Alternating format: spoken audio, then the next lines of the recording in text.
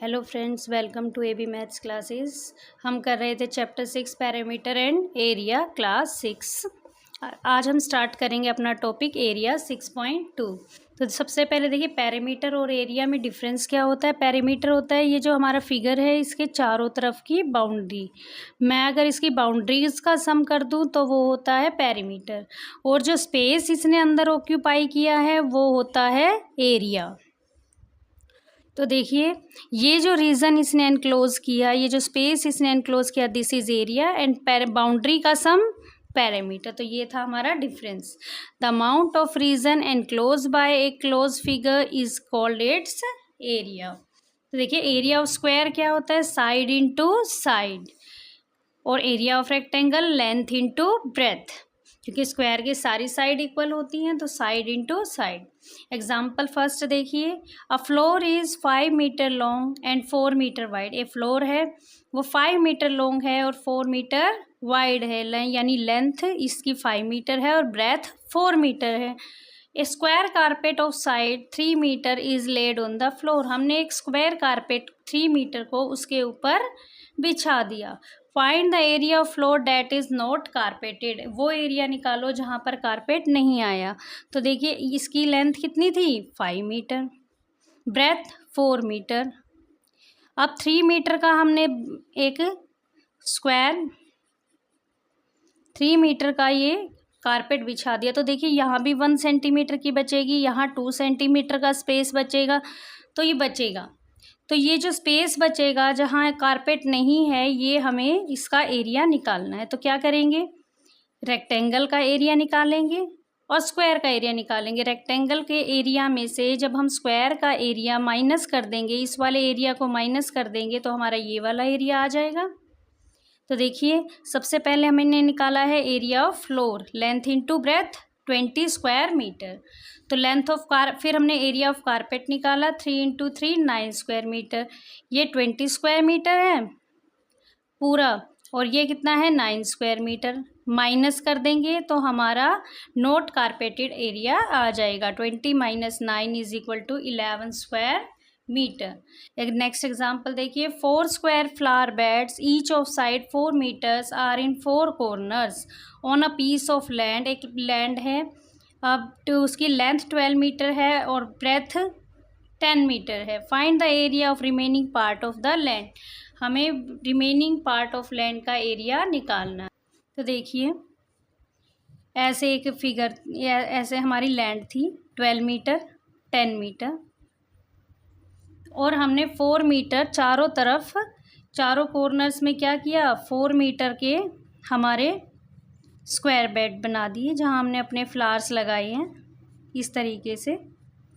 और ये जो बचा हुआ एरिया है इसका हमें एरिया निकालना है। तो देखिए सबसे पहले तो पूरे रेक्टेंगल का एरिया निकालेंगे। पूरी लैंड का एरिया जो हमारा 12 इंटू 10 आ जाएगा, लेंथ इंटू ब्रेथ 120। फिर हम अपने चारों फ्लावर बेड्स का एरिया निकालेंगे। तो स्क्वायर का एरिया क्या होता है, मैंने अभी बताया था, साइड इंटू साइड, 4 इंटू 4। तो 16 तो एक का एरिया हो गया, चारों का एरिया कितना हो जाएगा, 16 मल्टीप्लाई 4 64। अगर मैं 120 में से 64 को माइनस कर दूं तो हमारा रिमेनिंग लैंड का एरिया आ जाएगा। तो देखिए यही यहाँ पर किया गया है। लेंथ ऑफ लैंड हमारी दी थी, विड्थ दी थी, एरिया निकाला हमने सबसे पहले लैंड का, उसके बाद हमने 1 फ्लावर बेड का एरिया निकाला 16 स्क्वायर मीटर। तो 4 का क्या हो जाएगा, 4 इंटू 16 64।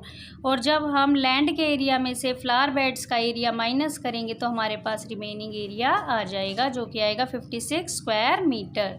तो देखिए figure it out. Question number 1, the area of rectangular garden 25 metre long is 300 square metre. जो हमारा एरिया है रेक्टेंगुलर गार्डन का, जिसकी लेंथ हमारी 25 मीटर है। अब हमें एरिया दिया है, what is the width of the garden. हमें विड्थ निकालनी है, यानी हमें ब्रेथ निकालनी है। कैसे करेंगे, सी द सॉल्यूशन हियर। तो विड्थ क्या आ जाएगी, तो देखिए एरिया हमारा होता है लेंथ इंटू ब्रेथ या लेंथ इंटू विड्थ। तो ब्रेथ कितनी आ जाएगी, एरिया डिवाइडेड बाय लेंथ। तो हमने ऐसी विड्थ निकाली, area divided by length. Area है हमारा 300 गिवन है, लेंथ 25 गिवन है। जब हम डिवाइड करेंगे तो हमारा आएगा 12 मीटर। तो इस तरह से विड्थ आ जाएगी हमारी 12 metre. Comes to the question 2, what is the cost of tiling a rectangular plot of land 500 metre long and 20 metre wide. हमारी लेंथ है प्लॉट की 500 मीटर, विड्थ है 200 metre, at the rate of ₹8 per 100 square metre. अब देखिए आपको coast दी है square metre के हिसाब अकॉर्डिंग, इट मीन्स एरिया निकालना पड़ेगा, और आपको मीटर के अकॉर्डिंग दी होती तो आप क्या निकालते हैं, पैरामीटर। तो यूनिट से हमें पता लगेगा हमें कोस्ट पैरामीटर से निकालनी है या एरिया से निकालनी है। तो देखिए कॉस्ट ऑफ टाइलिंग करनी है तो सबसे पहले एरिया निकालेंगे। 100 स्क्वायर मीटर का हमें रेट दिया है ₹8। लेट्स सी, सबसे पहले हम निकालेंगे एरिया ऑफ रेक्टेंगुलर प्लॉट जिसमें हमें टाइलिंग करनी है। लेंथ इंटू ब्रेथ 500 इंटू 200 हमारा आएगा 1 लाख मीटर स्क्वायर। तो देखिए कॉस्ट ऑफ टाइलिंग हमें 100 मीटर स्क्वायर की दी थी कि 100 मीटर स्क्वायर में टाइलिंग की कॉस्ट आती है ₹8। 1 मीटर स्क्वायर में कितनी आ जाएगी, 8/100, ₹8/100। और 10 और 1 लाख मीटर स्क्वायर में कितनी आ जाएगी, 8/100 इंटू 1 लाख। 2 0 से 2 0 कैंसिल, तो 8 × 1000 कितना आ जाएगा, ₹8000। इट मीन्स रेक्टेंगुलर प्लॉट में अगर हम टाइलिंग करें तो हमारा कॉस्ट आएगी ₹8000। This is our answer. Comes to question number 3, a rectangular coconut grove is 100 metre long, 100 metre long है और 50 मीटर वाइड है। If each coconut tree requires 25 square metre, हर कोकोनट ट्री हमारा 25 स्क्वायर मीटर लेता है, then what is the maximum number of trees can be planted in its grove। कितने number of trees हम लगा सकते हैं। तो देखिए हम पहले अपने प्लॉट का एरिया निकालेंगे जहाँ हमें कोकोनट ट्री लगानी है। 1 कोकोनट ट्री अगर इतना लेता है तो हम नंबर ऑफ कोकोनट ट्रीज निकालने के लिए क्या करेंगे, टोटल एरिया में से 1 कोकोनट ट्री के एरिया को डिवाइड कर देंगे। See the solution. एरिया निकालेंगे सबसे पहले रेक्टेंगुलर ग्रूव का, मैंने आपको बताया था length into breadth, 100 into 55,000 metre square. तो मैक्सिमम नंबर ऑफ ट्रीज हम कितने लगा सकते हैं, total area upon area of 1 tree, area of 1 tree से डिवाइड कर देंगे। तो 5000 अपॉन 25 कितने आ जाएंगे, 200। तो कितने कोकोनट ट्रीज लगा सकते हैं हम अपने ग्रूव में, 200। तो देखिए by splitting the figures into rectangle, हमें इन्हें रेक्टेंगल में कन्वर्ट करके इनका एरिया निकालना है। तो देखिए सबसे पहले इन्हें रेक्टेंगल में कन्वर्ट कर दीजिए। हम 1 2 3 4 रेक्टेंगल्स यहाँ बना लेते हैं, 3 रेक्टेंगल्स यहाँ बना लेते हैं इस तरीके से। तो देखिए first rectangle, second rectangle, third rectangle. First का एरिया 3 × 1, थर्ड का एरिया भी क्या हो जाएगा, 3 लेंथ और ये ब्रेथ, लेंथ मल्टीप्लाई ब्रेथ। और इस वाले सेकेंड रेक्टेंगल का कितना आ जाएगा, तो देखिए ये 3 है, ये पूरी लेंथ 3 थी, दिस इज़ 2, तो ये लेफ्ट आउट कितनी हो जाएगी, 1। तो ये रेक्टेंगल बना 3 × 1, तो तीनों 3 × 1 हो जाएंगे। तो 3 + 3 + 3 कितना आ जाएगा, 9 metre square, 9 square metre. Part A देखिए, यहाँ पर सबसे पहले ये 3 है, फर्स्ट, सेकेंड, थर्ड, फोर्थ।